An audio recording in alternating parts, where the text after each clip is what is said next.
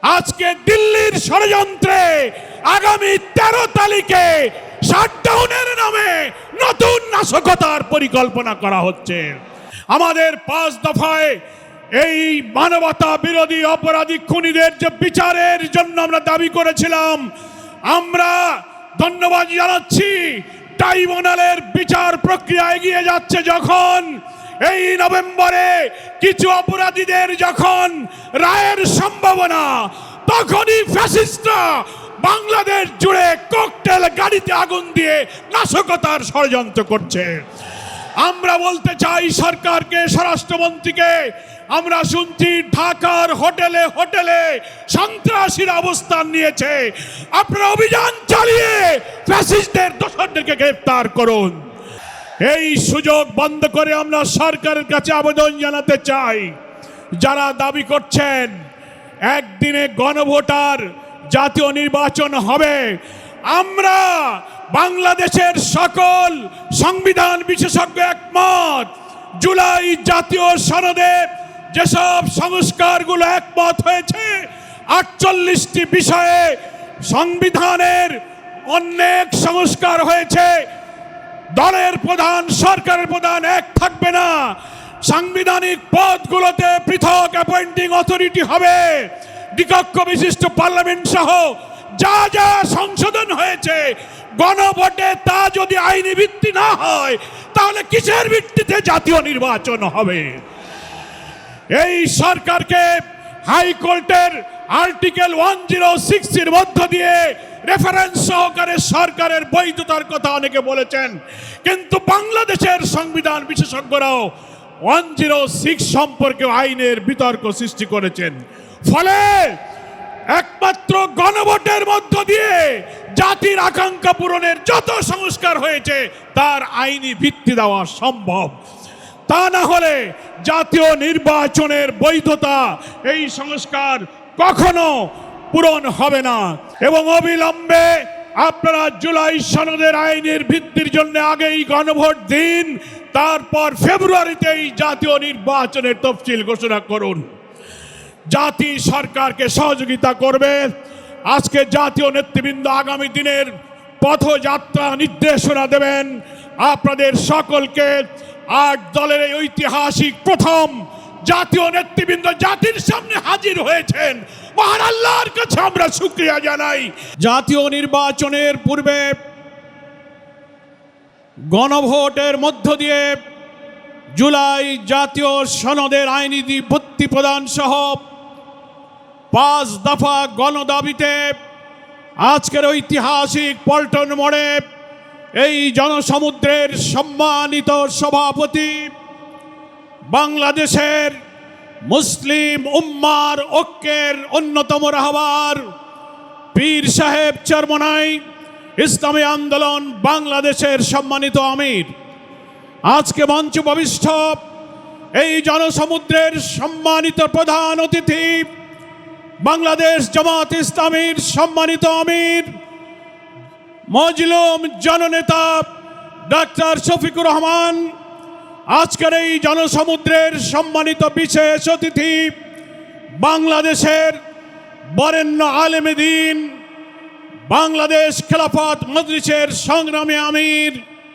আল্লামা মামুনুল হক সাহেব, আজকের এই ইতিহাস সৃষ্টিকারী মঞ্চে উপবিষ্ট সম্মানিত জাতীয় নেতৃবৃন্দ, সাংবাদিক বন্ধুগণ, আমার প্রিয় দেশবাসী ভাই সব, আমরা আজকে দেখতে পাচ্ছি বাংলাদেশের রাজনীতির ইতিহাসে স্বাধীনতার 54 বছর পর ঐতিহাসিক পল্টন মোড়ে এই বিশাল যে মহাসমাবেশ, এটা আগামী দিনের রাজনীতির একটি মাইল ফলক হয়ে থাকবে।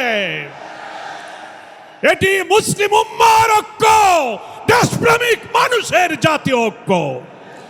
একটা কথার জন্য আজকে জাতি অপেক্ষা করছে, একটি অবাধ সুষ্ঠু নিরপেক্ষ নির্বাচনের জন্য সরকারের গঠিত জাতীয় ঐক্যমত্য কমিশন প্রায় 9 মাস চেষ্টা করে সাংবিধানিক, রাজনৈতিক, প্রশাসনিক, বিচার বিভাগীয় নানান সংস্কারের মধ্য দিয়ে আমরা যখন প্রায় একমত হয়েছি আগামী 26 ফেব্রুয়ারির নির্বাচনের জন্য, তখন একটি মহল থেকে ষড়যন্ত্র শুরু হয়েছে। এই ঐক্যের মধ্য দিয়ে একটি নতুন মানবিক বাংলাদেশ বিনির্মাণে এই জাতি এগিয়ে যাবে, এই আকাঙ্ক্ষা ব্যক্ত করে আমার বক্তব্য শেষ করছি। আল্লাহ হাফেজ। বাংলাদেশ জিন্দাবাদ। জাল হক্কু আজাকাল বাতিল ইন্নাল बातिल काना ज़हूका।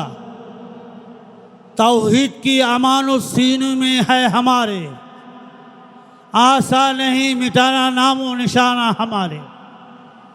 चीनो अरब हमारे, हिंदुस्तान हमारा, मुस्लिम है हम, वतन है सारे जहां हमारे। আজকার আমাদের ইসলামী দল সহ অন্যান্য দল 8টি দল আমরা এক হয়েছি। আমাদের বিরুদ্ধে ইসলাম বিদ্বেষীরা তারা বিভিন্ন ধরনের ষড়যন্ত্র করতেছে। আমরা 8টি দলের শীর্ষ নেতা আপনাদের সামনে মঞ্চে উপস্থিত আছে। আমাদের একটা কথাই, সেটা হইছে গণভোট জাতীয় নির্বাচনের পূর্বে দিতেই হবে ইনশাআল্লাহ। এর কোনো বিকল্প নাই, এর কোনো বিকল্প নাই। বিএনপি যে বারবার বলে যে ফেব্রুয়ারির জাতীয় নির্বাচনের সময় আমরা গণভোট চাই। আমি একটা উদাহরণ দিই আপনাদেরকে, সাংবাদিক বন্ধুরা আছেন। ধরেন একটা সেন্টারে গণ্ডগোল হলো, ভোট বন্ধ হয়ে গেল, তাহলে আমাদের এই যে গণভোটের কী অবস্থা হবে? গণভোট যাবে কোথায়? তাহলে এই হাজার হাজার সেন্টারের ভিতরে, লক্ষ লক্ষ সেন্টারের ভিতরে কমপক্ষে 50-100 সেন্টার গণ্ডগোল হলো, বন্ধ হয়ে গেল, ভোট নির্বাচন বন্ধ হয়ে গেল, তাহলে এই গণভোট হবে? তাহলে হবে? তাহলে এটা অযৌক্তিক, এটা বিএনপির একটা খামখেয়ালি। এখান থেকে এই বিএনপিকে বের হয়ে আমাদের সাথে একমত হয়ে জাতীয় নির্বাচনের আগে, ফেব্রুয়ারির আগে গণভোট দিতেই হবে ইনশাআল্লাহ। আমাদের কিছু দায়িত্ববাহীরা আছে, আলেমরা আছে, বাদশাহ আকবরের দ্বীন ইলাহি আপনারা জানেন। এই দ্বীন ইলাহি কিছু আলেম, আবুল ফজল ফয়জি, তারা সাপোর্ট করছিল। তা আমাদের দেশেও বিএনপির মহাসচিব নিজে বলে যে আমরা শরিয়া আইনে বিশ্বাস করি না। আচ্ছা, কেউ যদি বলে আমরা শরিয়া আইনে বিশ্বাস করি না, তার ইমান থাকে? থাকে ইমান? তাহলে কোনো আলেম নামদারি, কোনো হুজুর, কোনো মৌলবি যদি বলে আর সেই ইসলামী 8টি দল নিয়ে যে আমরা জোট করেছি নির্বাচনী সমঝোতা, এইটাকে আমরা বিভ্রান্ত করে তাদের কাছে যাবেন না, তারা বিএনপিকে সাপোর্ট করে। আচ্ছা, বিএনপি যেখানে বলে আমরা শরিয়া আইনে বিশ্বাস করি না, এটা কোনো মুসলমান পারে? তার নেতা লন্ডনে বসে বলে বাংলাদেশকে আমরা মৌলবাদীদের অভয়ারণ্য করতে দেব না, কি সেই দলকে কোনো মুসলমান, কলেমাগো মুসলমান সাপোর্ট করতে পারে? আপনারা বলেন, কোনোদিন পারে না। সেহেতু মুনাফিক থাকবে, আল মুনাফিকুনা আশাদ্দু খাত্তাম মিনাল কাফিরিন। এই মুনাফিকরা যারা মুখে একটা, ভিতরে একটা, কলমে একটা, তাদের থেকে সতর্ক থাকতে হবে। ইনশাল্লাহ আমরা বলতে পারি, আমরা যে জোয়ার গণজোয়ার দেখতেছি পাড়ায় পাড়ায়, মহল্লায় মহল্লায়, জেলায় জেলায়, থানায় থানায়, সব জায়গায় আজকাল ইসলামী দলগুলার যে ঐক্য হয়েছে, বলে যে হুজুর আগামীতে এই ইসলামী আপনার এই দলগুলা সরকার গঠন করবেন ইনশাআল্লাহ। কি আমরা পারবো ইনশাআল্লাহ? আপনারা যদি সবাই এক হয়ে সব জায়গায় যদি ইসলামের পক্ষে কাজ করেন, কারো সাধ্য নাই। এবার ইসলামী দল, ইসলামী শাসন, ইসলামী সরকার গঠন করবেই করবে ইনশাআল্লাহ। আল্লাহ রাব্বুল আলামিন আমাদের তৌফিক দান করুন। আসসালামু আলাইকুম ওয়া রাহমাতুল্লাহ।